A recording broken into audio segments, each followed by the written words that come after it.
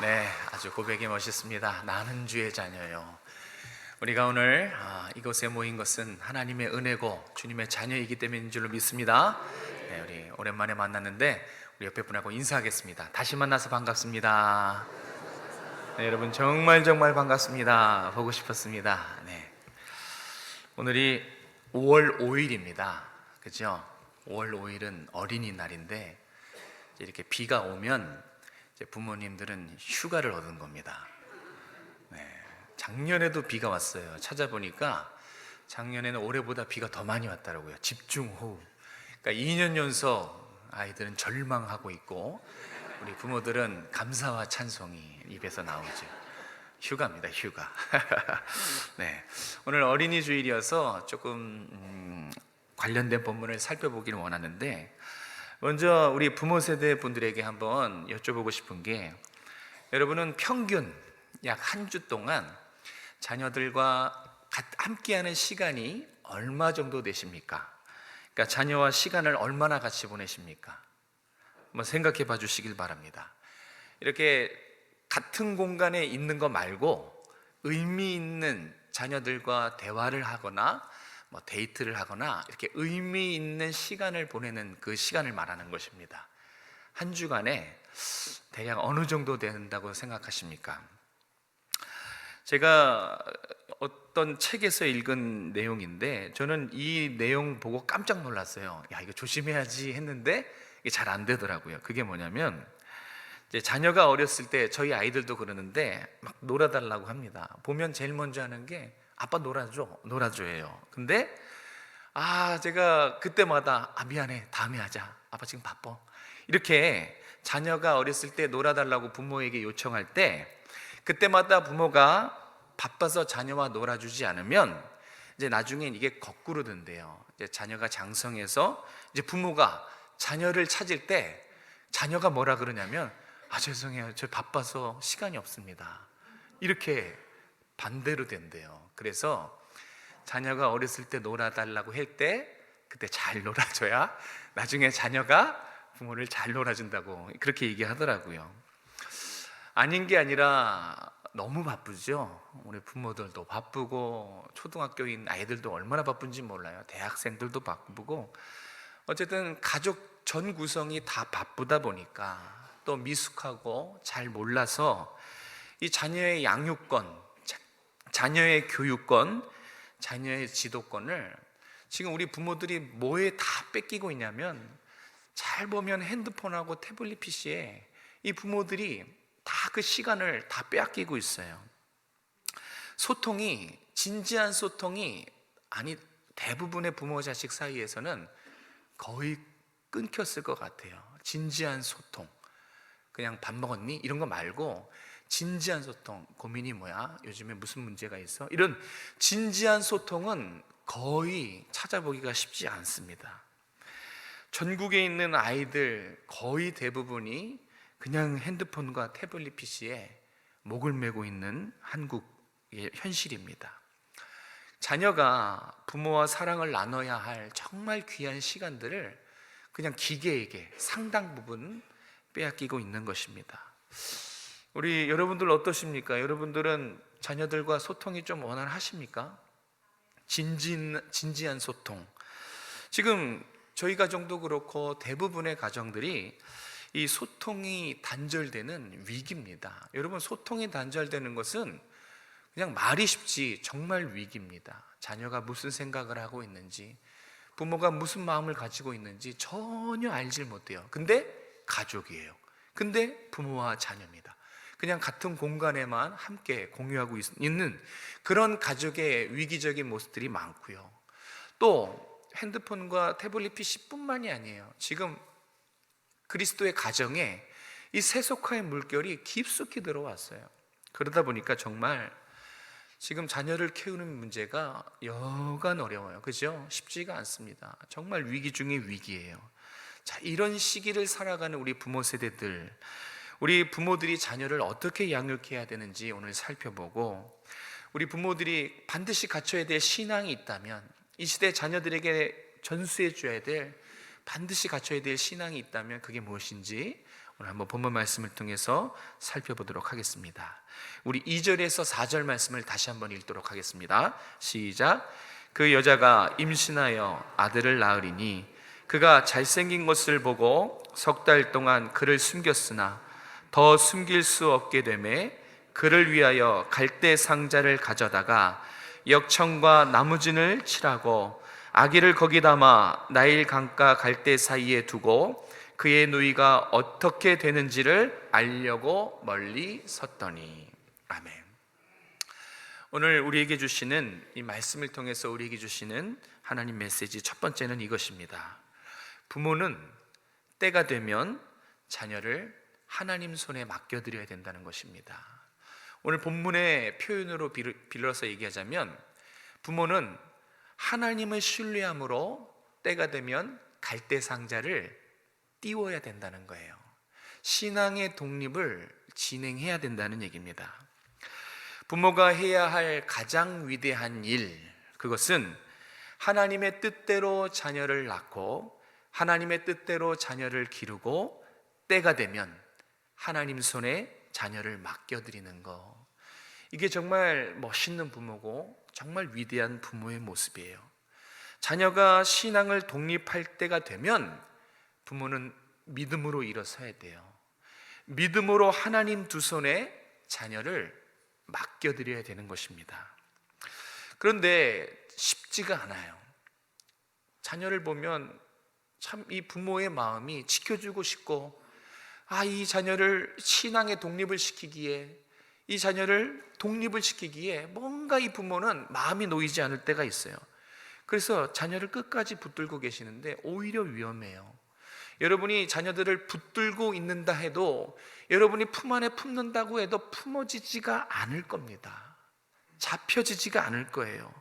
오히려 자녀를 독립시키지 않으면 어떤 문제가 생기냐, 우리 자녀가 인생의 주인을 만나지 못할 수도 있어요. 또는 자녀가 탕자처럼 스스로 떠나가 볼 것입니다.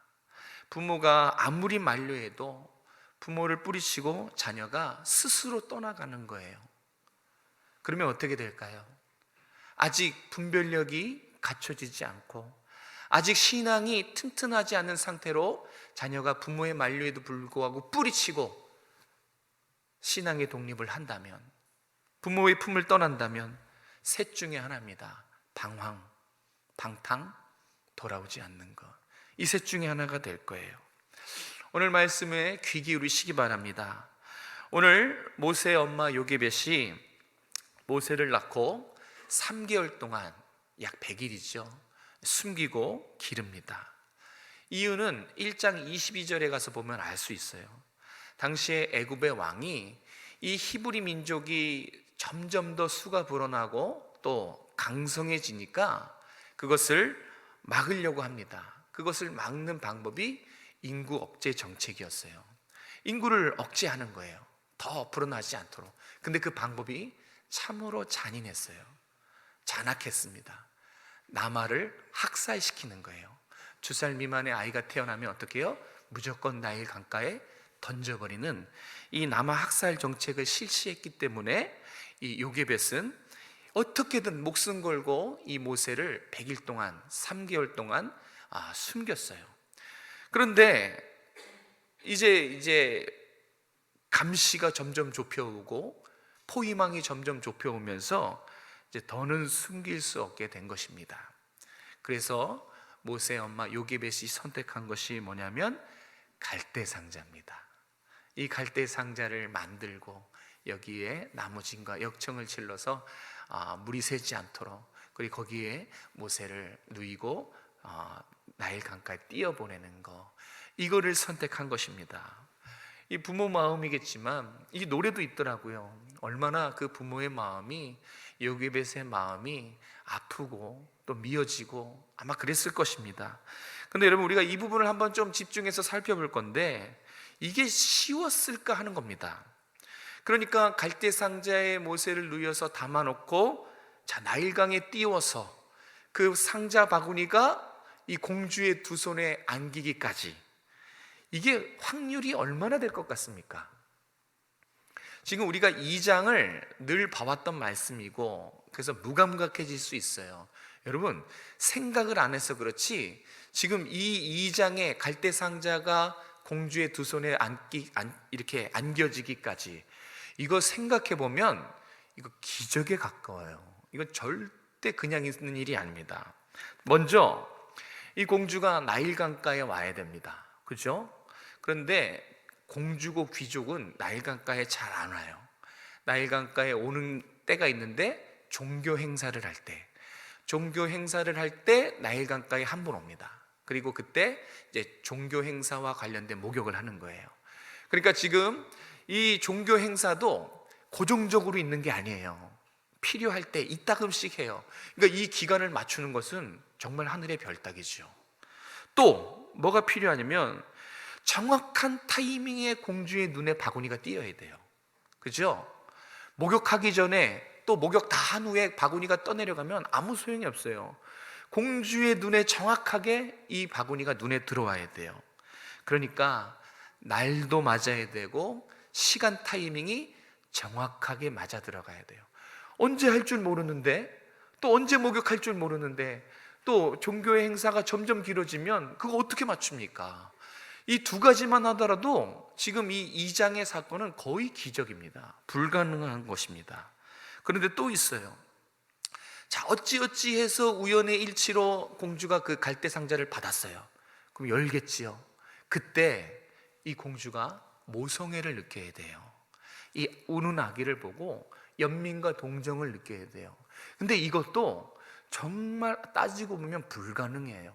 왜냐하면 자, 공주는 들었어요. 히브리 남자 어떻게 해야 돼요? 강가에 던져버리라. 왕의 명령이 있잖아요. 그리고 이게 정치적으로 민감하기 때문에 숨길 수도 없는 문제입니다. 또 민족적으로 애굽인들은 천성적으로 히브리인들을 혐오했어요. 아주 싫어했습니다. 냄새도 나고 더럽고 천시했어요. 그래서 가까이 하지 않았습니다. 그렇기 때문에 히브리 남자이고 애굽의 공주이기 때문에 그 자리에서 빠뜨릴 수가 있어요. 긍휼함이 있어야 돼요. 만약에 이때 상자를 열었을 때 공주가 모성애를 느끼지 않고 긍휼함이 없었으면 다 허사입니다. 끝나는 거예요. 끝으로 한 가지가 더 있어요. 자, 모세 7절에 보면 모세의 누이가 미리암인데 공주 앞에 나옵니다. 이거 불가능한 거예요. 노예가 감히 공주를 아무 과정 없이 아련할 수가 없어요. 상상도 못할 일이에요. 저 5가지를 살펴보면 지금 이 2장에 일어난 사건은 불가능한 일이에요. 기적에 가까운 일입니다. 그럼 이 모든 불가능이 어떻게 가능했다고 여러분 생각하십니까? 우연의 일치로, 그죠? 진화론 학자들이 생각하는 것처럼 우연의 어쩌다가 정말 희박한 가능성 그거 하나가 딱 맞아떨어져서 이렇게 성공했을까요? 아닙니다. 절대 그렇지 않아요. 그리고 이것은 사람의 힘으로는 절대 불가능합니다. 어떻게 그 날과 시를 맞출 수가 있어요? 못 맞춥니다. 부모가 자식을 사랑할 수 있지만 이거 부모가 할 수도 있는 일이 아니에요. 요게벳이 할 수 있는 것은 열심히 기도하고 모세가 안전하게 공주의 두 손에 들어가도록, 공주가 긍휼한 마음을 갖도록 할 수 있는 것뿐이지 지켜줄 수는 없어요. 할 수 없는 일입니다. 절대 사람은 할 수 없는 일, 부모도 결코 못하는 일이에요. 그러니까 우리가 2장을 많이 들어서 쉽게 생각할 수 있는데 사실 인간은 할 수 없다라는 것을 가르쳐 주는 것입니다. 할 수 없는 일이 그날 일어난 것입니다. 자, 사람으로서 할 수 없으면 그러면 이게 어떻게 가능해진 것일까요? 바로 하나님께 온전히 맡겼기 때문에 가능한 것입니다.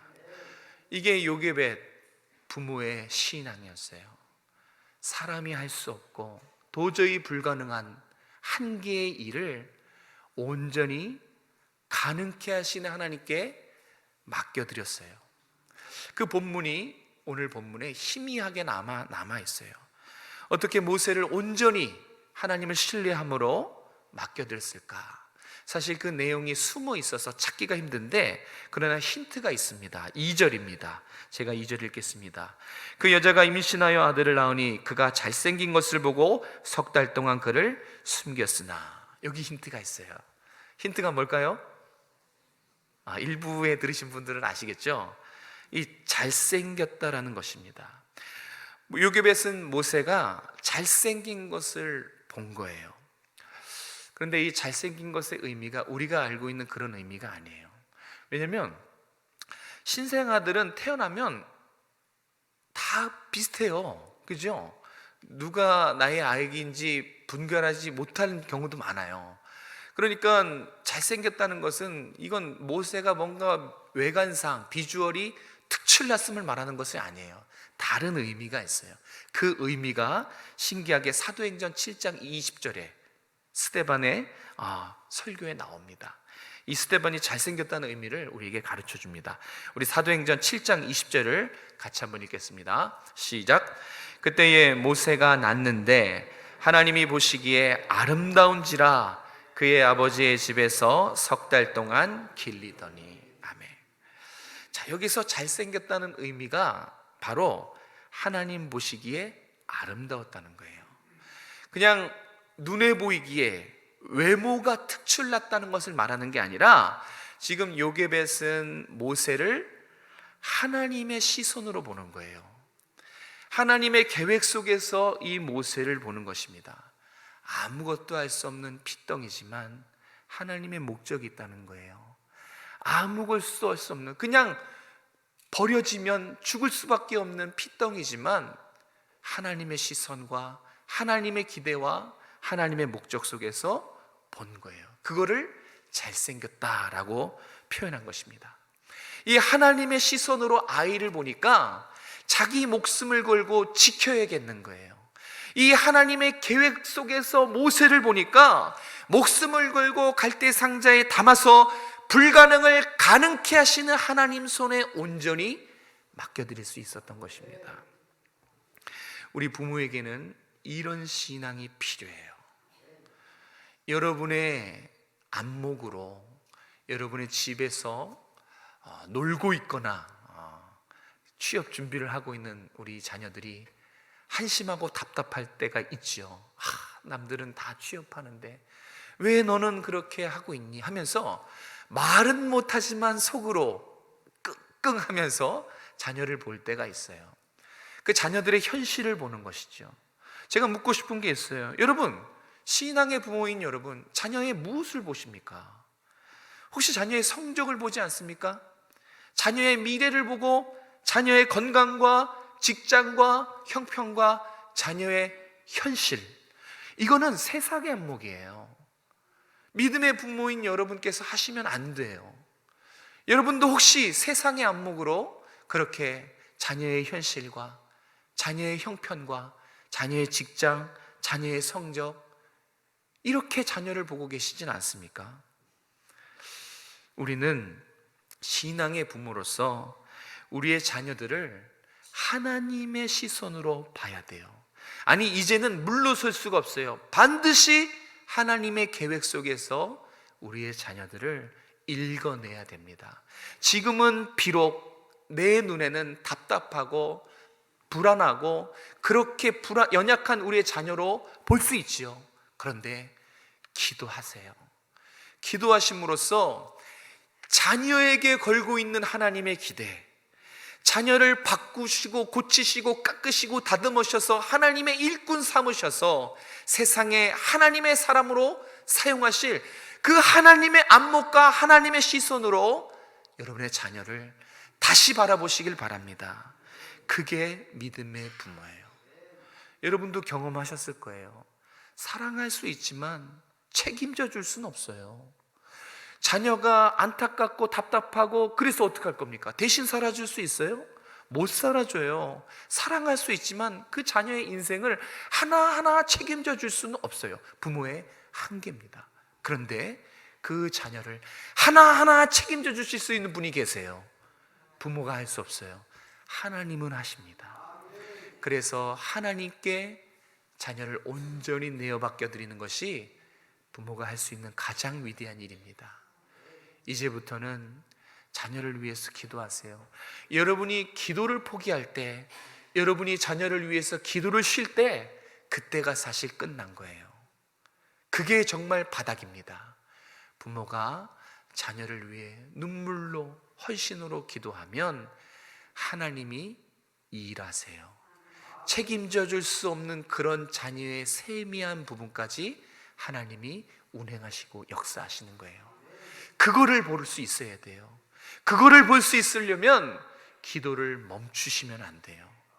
하나님의 역사, 자녀의 삶에 하나님의 운동, 일하심을 볼 수 있으려면 여러분 정말 부단히 기도에 힘쓰셔야 됩니다. 그러면 자녀를 하나님의 시선으로, 하나님의 계획으로 자녀를 보실 수 있어요. 그렇게 자녀들 세워가는 것입니다. 우리 두 번째는 9절 10절 말씀을 통해서 확인하겠습니다. 9절 10절 같이 읽겠습니다. 시작. 바로의 딸이 그에게 이르되 이 아기를 데려다가 나를 위하여 젖을 먹이라. 내가 그 삭슬 주리라. 여인이 아기를 데려다가 젖을 먹이더니 그 아기가 자라매 바로의 딸에게로 데려가니 그가 그의 아들이 되니라. 그가 그의 이름을 모세라 하여 이르되 이는 내가 그를 물에서 건져내었음이라 하였더라. 아멘. 자, 첫 번째는 때가 되면 하나님께 온전히 맡겨드려야 되는 거, 갈대 상자를 띄워야 된다는 내용이었고요.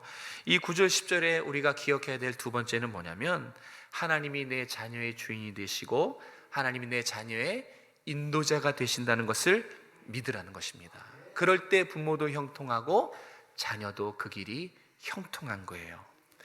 지금 공주가 요게벳을 특채로, 유모로 고용해요. 이게 정말 적중했어요. 그런데 우리가 이 당시의 배경을 잘 모르는데요, 제가 공부해 보니까 이 당시의 히브리인들은 노예였단 말이에요. 노예들은 강제 노역을 하게 돼 있어요. 그러니까 만약에 요게벳이 공주에게 간택이 되지 않는다면 이 노동을 하러 가야 돼요. 노역을 하러 가야 됩니다. 그래서 히브리 여자들은 아이를 낳아도 제대로 기를 수가 없었어요. 다 노역을 하러 가야 되니까. 그런데 보십시오, 요게벳은 모세를 직접 양육할 수 있게 되었어요. 심지어 양육비도 나라에서 받아요. 그죠? 이것만을 들어도 정말 형통한 거죠. 근데 무엇보다 공주가 불러서 유모로 세웠기 때문에 요게벳은 노역을 하러 가지 않았대요. 강제 노동에서 이제 제한이 된 것입니다. 그러니까 얼마나 감사해요. 그렇게 사랑하는 아들만 열심히 기르면 돼요. 노동도 하지 않아도 됩니다. 여러분 이걸 잘 보셔야 돼요. 쉽게 얘기할 부분이 아니에요. 이렇게 하나님께서는 믿음으로, 부모가 믿음으로 자녀를 하나님 손에 맡기면 부모에게 형통한 길을 보여주세요. 피할 길을 제공해 주시고 자녀에게도 형통한 길을 열어주시는 것입니다. 저는 제가 사역을 하면서 이 믿음의 선택을 하나님이 축복하시는 것을 정말 많이 경험했어요. 제가 지금도 간증하고 잊혀지지 않는 것은, 저는 원래 청년 사역이 제 비전이었습니다. 만약에 여기 없었으면 대학교 캠퍼스 어디를 누비면서 청년 사역을 하고 있었겠죠. 제 꿈이었어요. 청년들과 동고동락하면서 밀착해서 으쌰으쌰해서 청년들을 그리스도의 제자로 세우는 것, 그 꿈에 부풀어 있었습니다. 저는 그것만을 위해서 달려왔고 청년들을 사랑해서 세우기 위해 준비도 하고 기도를 하고, 오직 목표는 그거였어요. 청년. 그런데 제 첫 사역지가 어디였냐면 쪽방촌이었어요. 여러분 쪽방촌 가보신 분 계신지 모르겠는데 거기는 청년이 없어요. 거기는 다 홀로 계시는 어르신들, 할아버지 할머니들밖에 없어요. 청년은 제가 그때 섬기는 교회 목사님 조카 한 명, 딱 한 명 있었어요. 그러니까 청년이 없었어요. 그래서 제가 3년 동안 원망 많이 했습니다. 제가 늘 기도하면 뭐냐면, 하나님 도대체 저에게 왜 이러십니까? 이게 뭡니까? 청년 사역으로 저를 세우시고 청년 사역의 비전을 줬으면 청년이 맞는 곳으로 저를 보내셔야지 왜 청년이 하나도 없는 달랑 한 명 있는 이곳으로 저를 보내셨습니까? 이게 제 3년간 제 기도 제목이었어요. 기도가 아니고 거의 항변 수준에 가깝죠. 그런데 제가 나중에 시간이 지나서 깨달았어요. 하나님의 섭리를. 놀라운 건 뭐냐면 쪽방촌에는 청년이 없어요. 다 할아버지 할머니들밖에 없어요. 그런데 쪽방촌엔 청년들이 필요한 인생의 보화들이 거기 다 있습니다. 거기에 정말 청년들에게 필요한 인생의 노하우들이 거기 다 있어요. 제가 그래서 알았어요. 나는 인생의 한 부분을 보지만 하나님은 내 인생의 전체를 보고 계시는구나. 그 시간이 지나서 알았어요. 제가 쪽방촌에서 뭘 배웠냐면 경청하는 법을 배웠어요. 언제 한번 설교했죠. 이 입이 꼬부러진 술주정뱅이 얘기를 그분이 한 번 얘기가 시작되면 2시간, 3시간 들어야 돼요. 계속 했던 말 또 하고 했던 말 또 하고 정말 귀가 얼얼해요. 귀에서 피 난다는 얘기 있잖아요. 정말 그 정도예요. 그리고 중간에 꼭 잘 듣고 있는지 질문을 합니다. 근데 그때 질문을 잘 대답해야 돼요. 그러니까 신경을 써서 1시간부터 시작부터 마지막까지 귀를 기울여야 돼요. 그렇게 경청을 배웠어요. 때로는 새벽 1시에 나가서 4시에 들어올 때도 있었어요. 계속 들어줘야 돼요. 아무리 피곤하고 졸려도 그 질문 하나 할 때 정확하게 대답해줘야 돼요. 경청도 배우고 태도도 배웠어요. 잘못했을 때 어떻게 되는지. 그리고 그분들은 기본적으로 산전수전 공중전 다 노하우를 거친 인생의 대선배들이에요. 그래서 파고달공원 가보면 거기 장기 두시면서 인생 논하는 분이죠. 저희 교회 성도들 많았어요. 철학자들이 진짜 많죠. 거기서 인생 한 자락을 배웠습니다. 그리고 겸손도 배웠어요. 어이 전도사 물 가져와. 예. 어이 전도사 주보. 예. 낮아짐도 배우고 사람 사랑하는 법을 저는 거기서 배웠어요. 그리고 나중에 일반 사역제에 갔을 때 자꾸 청년들이 저를 찾아오더라고요. 알고 봤더니 청년들이 필요한 것을 제가 이 쪽방촌에서 다 배우고 나왔어요. 청년의 시기에는 인생이 가장 궁금해해요. 순서가 그래요. 잘못된 게 아니에요. 그래서 10명의 청년들이 저한테 질문을 물어오면 9명은 인생이 궁금한 거예요. 1명만 신앙의 질문이지 9명은 그만큼 인생에 관심이 많은 시기거든요. 근데 제가 그것을 거기서 다 배웠어요.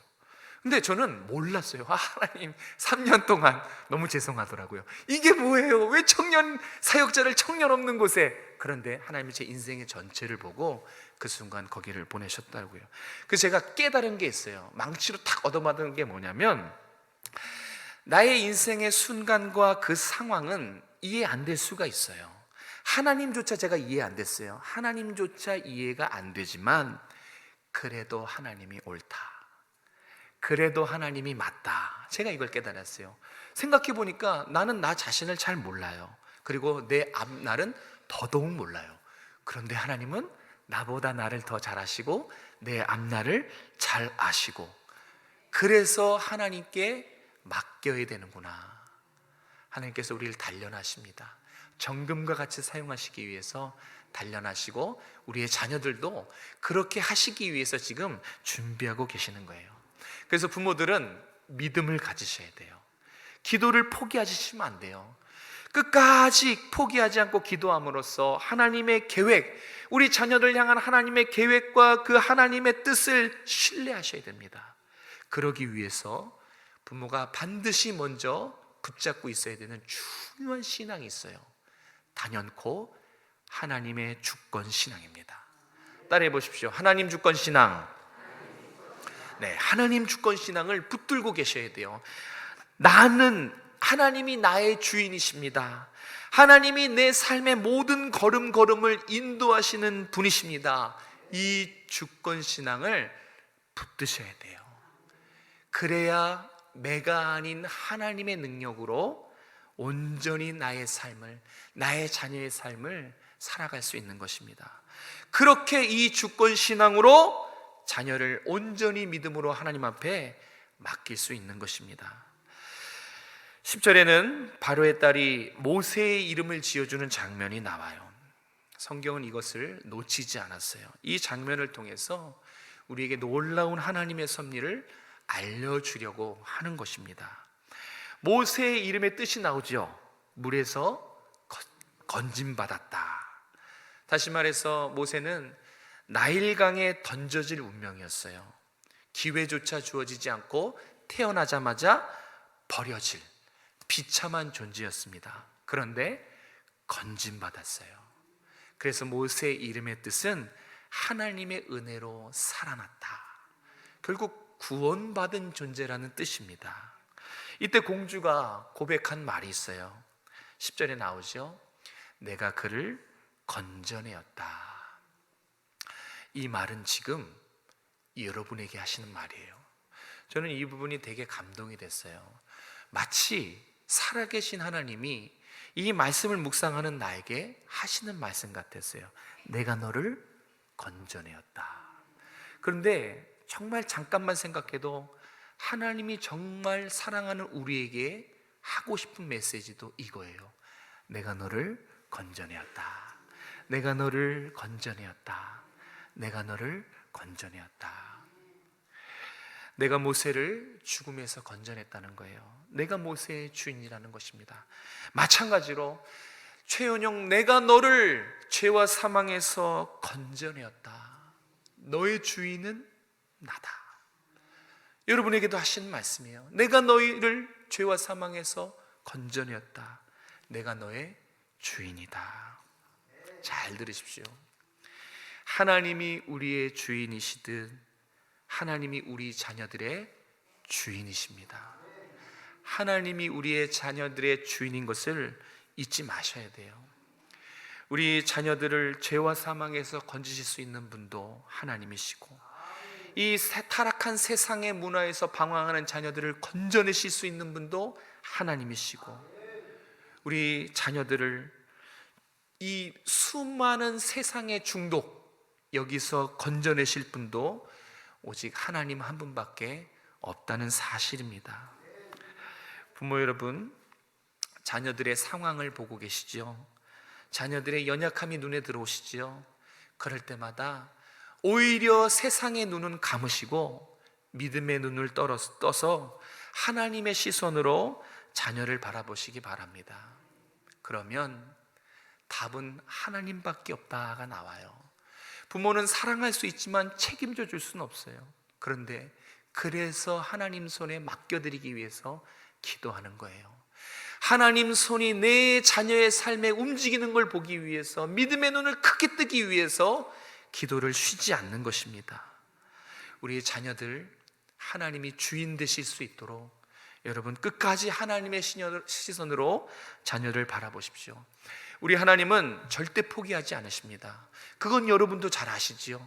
여러분이 지금 이렇게 신앙생활하고 여기서 예배드리는 것은 끝까지 여러분의 생명을, 여러분의 영혼을 하나님이 포기하지 않으셔서 자녀 삼아주시고 예배자로 삼아주셨다는 거 여러분이 잘 아실 것입니다. 그렇게 여러분의 자녀들도 하나님은 포기하지 않으십니다.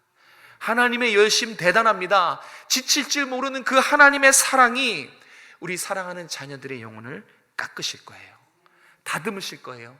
끝까지 포기하지 않고 빚으시면서 애쓰시면서 결국은 하나님 마음에 합한 사람으로 만들어 놓으실 것을 믿으시길 바랍니다. 부모가 기도만 포기하지 않으면 됩니다.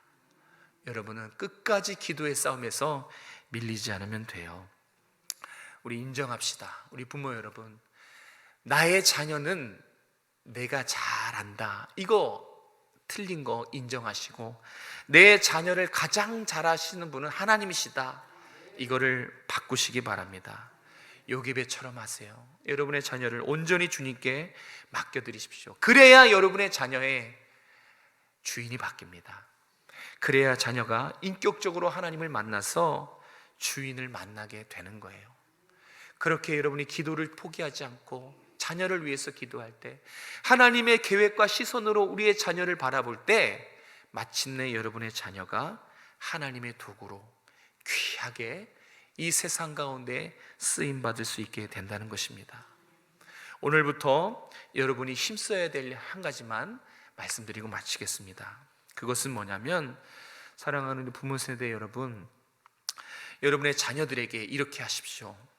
여러분의 자녀들에게 여러분의 남은 시간을 나눠주십시오.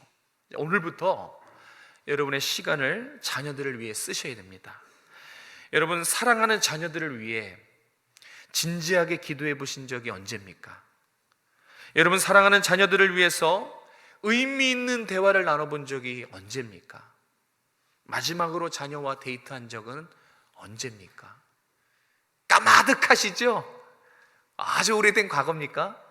이 소통의 부재예요. 부모는 자녀에게 남은 시간을 주는 사람이라고 하더라고요. 시간을 내어주는 것, 이것을 다른 말로 사랑이라고 합니다.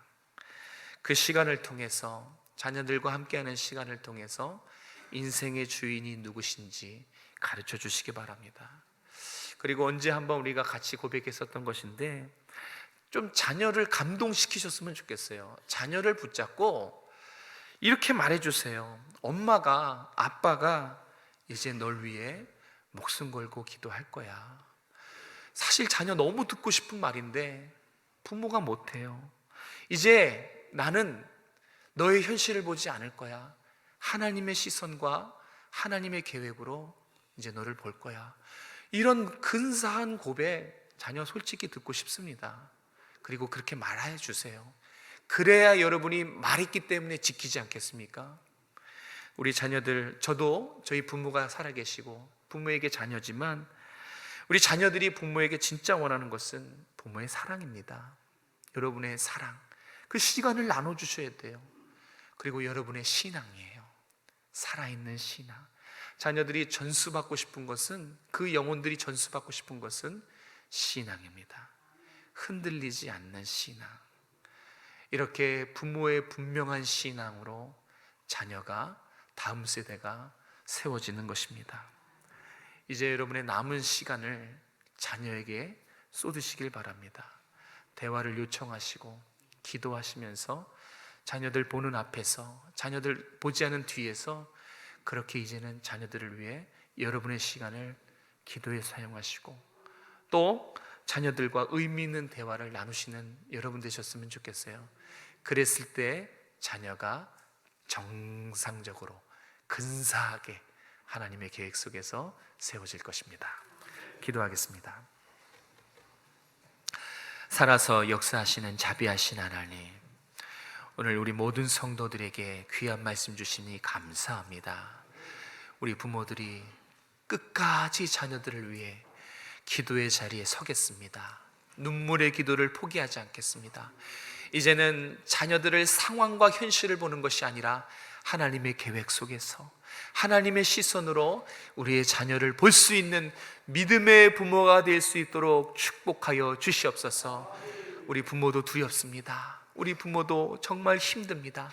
우리 부모들을 위로하여 주시고 하나님의 능력과 하나님의 평안이 함께하여 주시옵소서. 그래서 우리 자녀들에게 살아있는 신앙, 정말 하나님 사랑하는 이 믿음, 이것을 하나님 우리 자녀들에게 전수해 주는 우리 부모들이 다 될 수 있도록 함께하여 주시옵소서. 하나님 믿습니다. 주님 바라봅니다.